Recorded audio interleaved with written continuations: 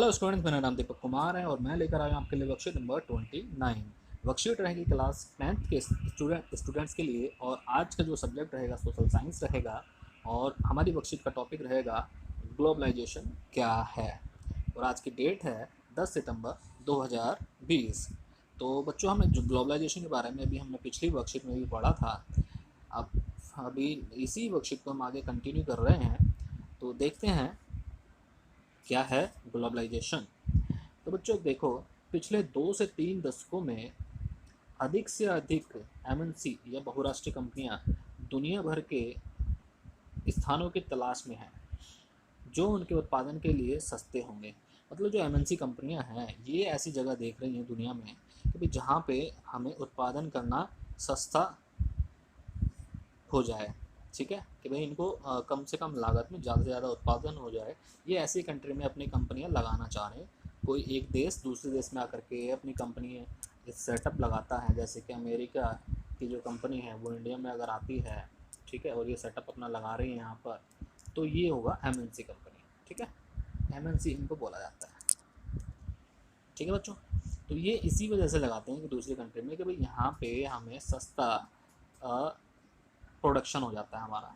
ठीक है, और ये प्रोडक्शन को बेचने के बाद ज़्यादा से ज़्यादा लाभ कमाते हैं। ठीक है, तो चलिए अब देखते हैं आगे क्या लिखा है। इन देशों में बहुराष्ट्रीय कंपनियों द्वारा विदेशी निवेश बढ़ रहा है। तो भाई जहाँ पर ये उत्पादन इनको लगेगा कि भाई यहाँ पर सस्ता है, तो वहाँ पर विदेशी उत्पादन, विदेशी निवेश क्या होगा, बढ़ेगा। विदेशी निवेश का मतलब क्या है कि भाई दूसरे देश के हमारे देश में आकर के अगर कोई कंपनी लगा रहे हैं और कोई सामान वगैरह कोई खरीद रहे हैं, जैसे मशीन हो गया, लेबर हो गया, तो ये क्या होता है, निवेश करना कहलाता है। और विदेशी निवेश का मतलब विदेशी कंपनी है तो विदेश ये हमारे देश में आकर के अब मशीन खरीदेंगे तो विदेशी निवेश इसको कहा जाता है। ठीक है, चलिए आगे देखते हैं क्या लिखा है। साथ ही इन दोनों साथ ही इन देशों के बीच विदेशी व्यापार तेजी से बढ़ रहा है। कि भाई जिस देश में ये अपनी कंपनी सेटअप करेंगी दूसरी कंट्री, तो उन दोनों कंट्री के बीच में क्या होगा, तेज़ी से व्यापार बढ़ेगा। ठीक है, जैसे कि अमेरिका और इंडिया, अमेरिका की कंपनी इंडिया में काम कर रही है। ठीक है, तो ये आपस में लेन देन या आपस में व्यापार करते हैं, वे तेज़ी से बढ़ेंगे। ठीक है, इन दोनों के बीच का जो रिलेशन होगा वो तेज़ी से आपस में एक दूसरे से व्यापार करना शुरू कर देंगे। ठीक है, चलिए आगे देखते हैं क्या लिखा है। अधिक से अधिक विदेशी निवेश और अधिक से अधिक विदेशी व्यापार का परिणाम विभिन्न देशों के उत्पादन और बाजारों का एकीकरण करता है। कि भाई अधिक से अधिक विदेशी निवेश होगा और अधिक से अधिक विदेशी व्यापार होगा, तो दोनों जो देश हैं उनके बीच में क्या होगा, उत्पादन और बाजार का एकीकरण होगा। कि भाई एक ही तरह का बाजार, एक ही तरह का क्या होगा, उत्पादन होगा फिर दोनों के बीच में। ठीक है, चलिए आगे देखते हैं। विभिन्न देशों के बीच परस्पर संबंध और तीव्र एकीकरण की प्रक्रिया ही वैश्वीकरण है। वैश्वीकरण का मीनिंग क्या है कि भाई अलग अलग देशों के बीच में अलग अलग, मतलब विभिन्न विभिन्न देशों के बीच में जो रिलेशन होते हैं व्यापार से जुड़े हुए, तो उसी को कहा जाता है वैश्वीकरण। जैसे कि इसमें बताया है कि भाई संबंध और तीव्र एकीकरण की प्रक्रिया को वैश्वीकरण कहते हैं। ठीक है, और वैश्वीकरण कैसे आता है, एमएनसी कंपनी के द्वारा।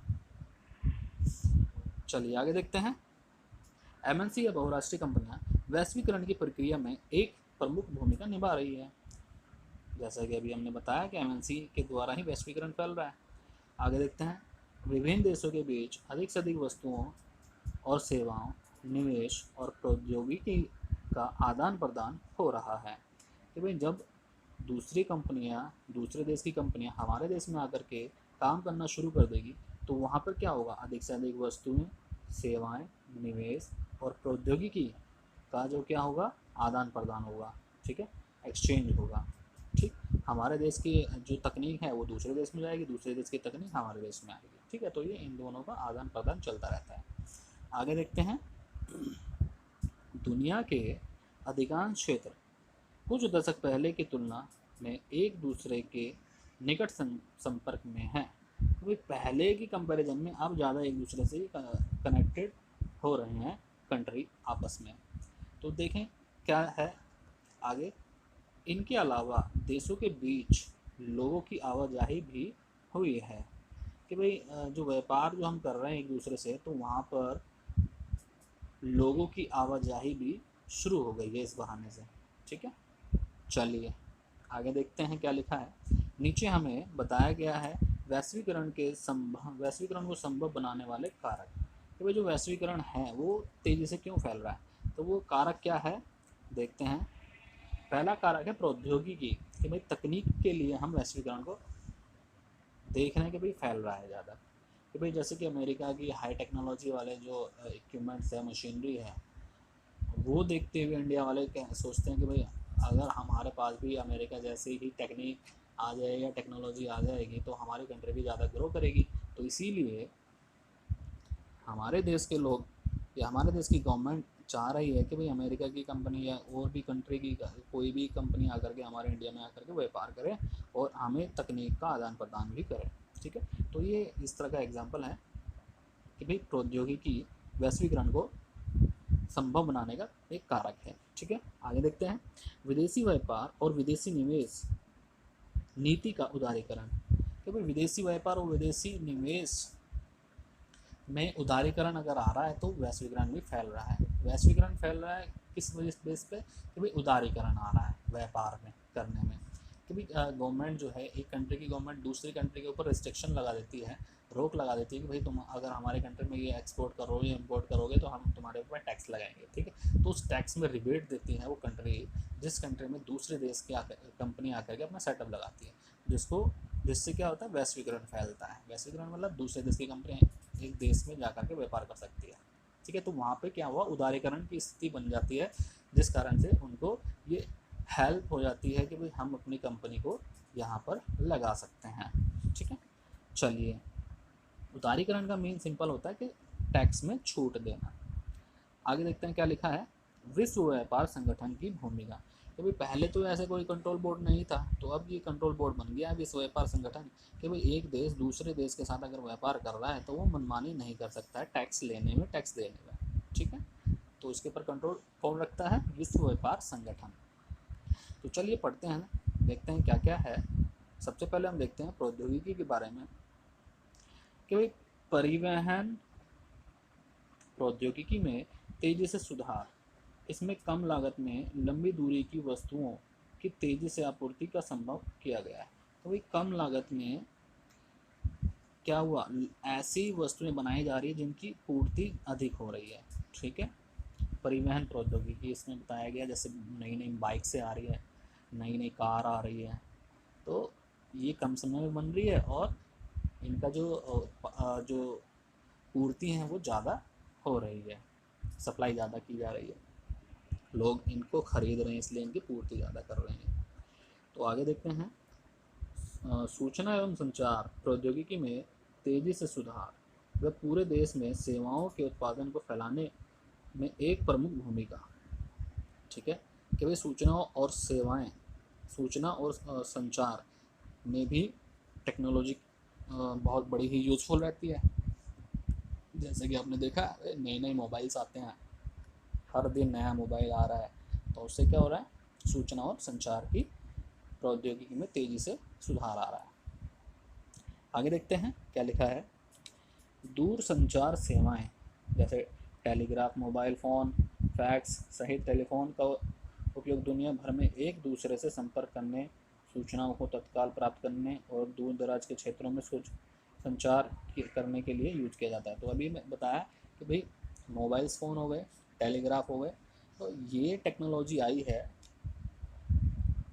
किसके कारण, वैश्वीकरण के कारण। ठीक है, चलिए आगे देखते हैं। उदारीकरण में देखते हैं भाई उदारीकरण में हमें क्या दिया गया है।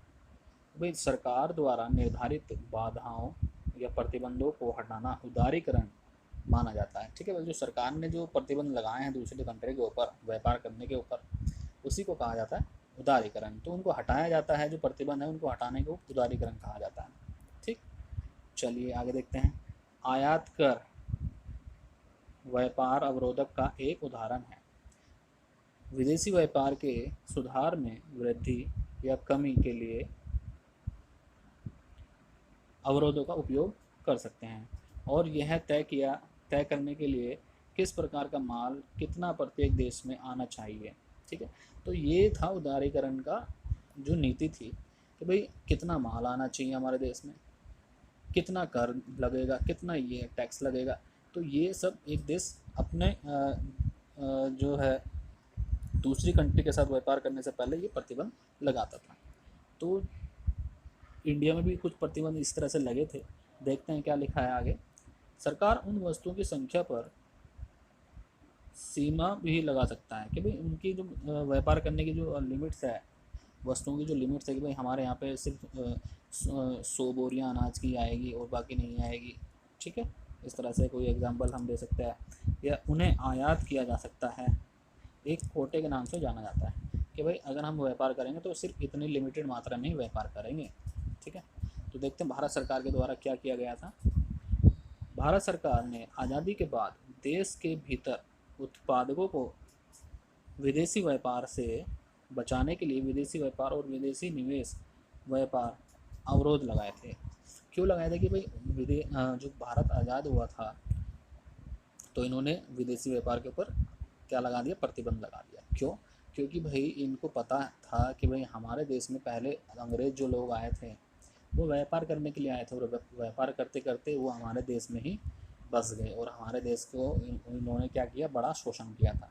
तो जिस कारण से देश की सरकार ने ये प्रतिबंध लगा दिया कि हमें दूसरे देशों से व्यापार नहीं करना है। ठीक है, चलिए आगे देखते हैं क्या लिखा है। 1991 के आसपास सरकार ने यह निर्णय लिया कि भारतीय उत्पादकों के लिए दुनिया भर के उत्पादकों के साथ प्रतिस्पर्धा करने का समय आ गया है कि भाई अब 1991 में भारत की सरकार ने ये निर्णय लिया कि भाई अब हम व्यापार करने के लिए तैयार हैं दूसरे कंट्री के साथ में। ताकि अब देखो जो देश आज़ाद हुआ था 47 में हुआ था और अब ये पीरियड था 91 का, तो लगभग कितना टाइम हो गया, लगभग 40-45 साल हो गए थे इंडिया को इंडिपेंडेंट होते हुए। तो अब तक इन्होंने अपने ऊपर कंट्रोल कर लिया था कि भाई अब हमारे यहाँ पे कोई कंट्री आएगी तो हमारे ऊपर कब्जा नहीं कर सकती है। ठीक है, चलिए आगे देखते हैं क्या लिखा है। वस्तुओं को अब आसानी से आयात और निर्यात किया जा सकता है। आगे देखते हैं क्या लिखा है।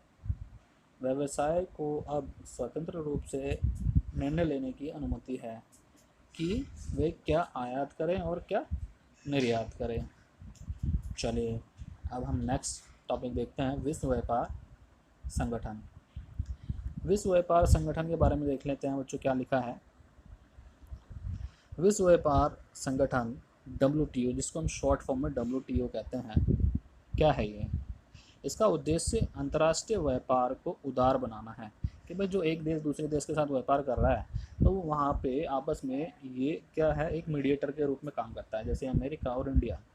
ठीक है, और यहाँ पे WTO, तो ये व्यापार कर रहे हैं आपस में एक दूसरे से, तो ये अपनी नज़रें इन दोनों के ऊपर बनाए रखता है कि भाई ये कोई हाई टैक्स ना ले ले, कोई टैक्स ना दे रहा हो तो उसकी चोरी ना करे। तो इस तरह से ये इनके ऊपर कंट्रोल करके रखते हैं।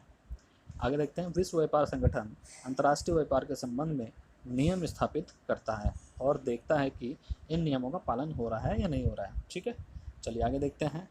हालांकि विश्व व्यापार संगठन सभी को मुक्त व्यापार की अनुमति देता है कि भाई आपस में जब व्यापार कर रहे हैं तो बिना टैक्स के व्यापार करें, तो ये अनुमति देता है।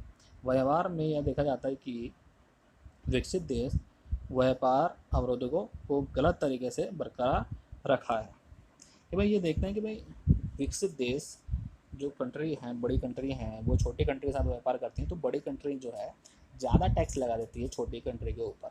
ठीक, जिस कारण से छोटी कंट्री ग्रोथ नहीं कर पाती है। तो उसी को भी ये ध्यान में रखते हैं कौन, विश्व व्यापार संगठन। चलिए अब हम अपनी वर्कशीट के क्वेश्चन आंसर को देखते हैं कि हमें क्या दिया गया है और हमें से क्या पूछा गया है और हमें क्या करना है। चलिए स्टार्ट करते हैं। फर्स्ट क्वेश्चन, दुनिया के अधिकांश क्षेत्र कुछ इलाकों की अपेक्षा अब एक दूसरे से के निकट संपर्क में हैं। आपको क्या लगता है कि ऐसा क्यों हुआ और ऐसा संभव हो पाया, कैसे हो गया ये? तो देखते हैं भाई ये एक दूसरे से संबंध बना रहे हैं तो क्यों हो रहा है, तो इसका आंसर हम यहाँ से लिखेंगे। ठीक है, ये फर्स्ट क्वेश्चन का आंसर होगा। ठीक है, चलिए नेक्स्ट क्वेश्चन देखते हैं। सेकंड क्वेश्चन है, स्वतंत्रता के बाद भारत में विदेशी उत्पादकों की विदेशी प्रतिस्पर्धा बचाने के लिए विश्व व्यापार और विदेशी निवेश में अवरोध लगाए। तो स्वतंत्रता के बाद भारत सरकार ने विदेशी व्यापार और विदेशी निवेश के ऊपर अवरोध लगा दिए थे। ठीक है, फिर आगे क्या दिया है, 1991 के आसपास इन अवरोधों को हटाने का फैसला क्यों लिया गया? क्योंकि भारत के जो उत्पादक थे अब वो दूसरे देशों के साथ प्रतिस्पर्धा करने के लिए तैयार हो गए थे। ठीक है, भारतीय ग्राहकों को इस नीति के परिवर्तन से किन्हीं दो लाभों का बारे में लिखना है। अब देखते हैं भाई इसका आंसर कहाँ से लिखा गया। इसका आंसर हम यहाँ से लिखेंगे। ठीक है, क्वेश्चन नंबर 2 का ही आंसर होगा। चलिए जो क्वेश्चन नंबर 3 देखते हैं क्या है। वृंदा एक आयातित टॉय ट्रेन खरीदना चाहती है जिसकी कीमत 300 रुपये है। बिल्कुल वैसे ही सामान की गुणवत्ता वाली अच्छी गुणवत्ता की टॉय ट्रेन भारत में 350 रुपये में उपलब्ध है। भारत सरकार आयातित खिलौनों पर 60% कर लगा देती है।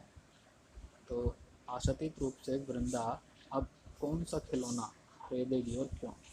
आपको क्या लगता है इसके कदम से भारतीय खिलौनों निर्माताओं को क्या मदद मिलेगी?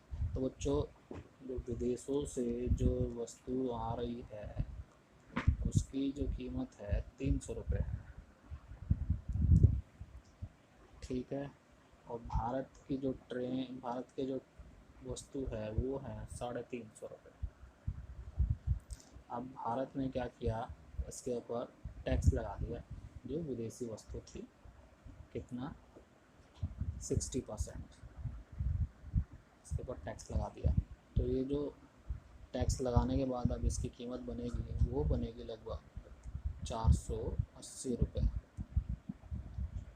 तो जो वस्तु भारत में 350 रुपये की मिल रही है वो विदेशों से 450 रुपये में आ रही है। तो आप सोचिए कि आप कौन सी वस्तु को खरीदना चाहोगे, भारत की या विदेशों से। ठीक है, तो इसका आंसर हम इसी तरह से लिखेंगे। तो ये बच्चों आप सोच करके खुद ही इसका आंसर लिखना। चलिए नेक्स्ट क्वेश्चन देखते हैं। Question number 4। क्वेश्चन नंबर 4 है, गौरंग एक युवक है जो अपनी शिक्षा पूरी करने के बाद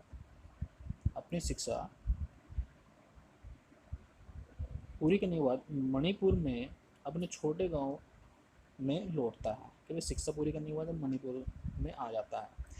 वह पाता है कि आदिवासी द्वारा बनाए गए सुंदर अद्वितीय टोकरियां शहरों में भारी मांग है। इनकी टोकरियों की भारी मांग है जो मणिपुर में बनाई जाती लोगों के द्वारा। तो वह आईसीटी सूचना और संचार प्रौद्योगिकी का उपयोग कर टोकरियों का लाभदायक व्यवसाय अपने आदिवासी समुदाय के साथियों के लिए कैसे शुरू कर सकता है। ठीक है बच्चों, तो ये इसका आंसर हमें बताना है कि भाई किस तरह से ये आईसीटी का प्रयोग करेगा और इन टोकरियों को लाभदायक रूप से मार्केट में बेच सकता है। तो हम देखते हैं भाई आईसीटी कहाँ पर दिया था। अभी हमें आईसीटी यहाँ पर दिया था कि भाई सूचना और प्रौद्योगिकी से हमने क्या कर सकते हैं, हम तेज़ी से सुधार कर देश में वस्तुओं के उत्पादन को फैलाने में एक प्रमुख भूमिका निभाता है। कौन? सूचना और प्रौद्योगिकी। ठीक है, तो इसका जो हम मीडियम ले सकते हैं, जैसे कि भी आप देखते हैं तो भाई ऑनलाइन जो शॉपिंग चल रही है उसका हम यूज कर सकते हैं आईसीटी में। ठीक है, तो जितनी भी टोकरियां हैं मणिपुर की इस एरिया की, तो ये क्या करेगा, ये इसको एडवर्टाइज करेगा। ठीक है, गौरंग क्या करेगा, जैसे फ्लिपकार्ट हो गया इसके ऊपर एडवर्टाइज करेगा। ठीक है, जैसे अमेज़ॉन हो गया। ठीक है, इसी तरह से ऑनलाइन शॉपिंग में ये अपने जो टोकरियां का विज्ञापन देगा जिससे कि ये अधिक से अधिक लाभ कमा सकता है और अधिक से अधिक बिक्री कर सकता है। तो आज की वर्कशीट हमारे यहाँ पर कंप्लीट होती है। हमारी वर्कशीट आपको कैसी लगी? वर्कशीट को आप वीडियो को आप लाइक करेंगे, शेयर करेंगे और हाँ सब्सक्राइब करना ना भूलें। Thank you.